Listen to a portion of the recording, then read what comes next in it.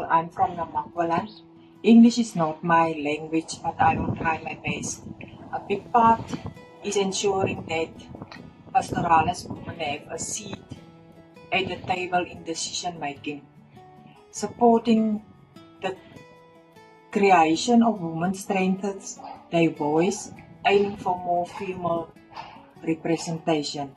In the Namakwaland district of Northern Cape, South Africa, climate change is hitting pastoralist communities hard with rising temperatures, reduced rainfall and drought threatening.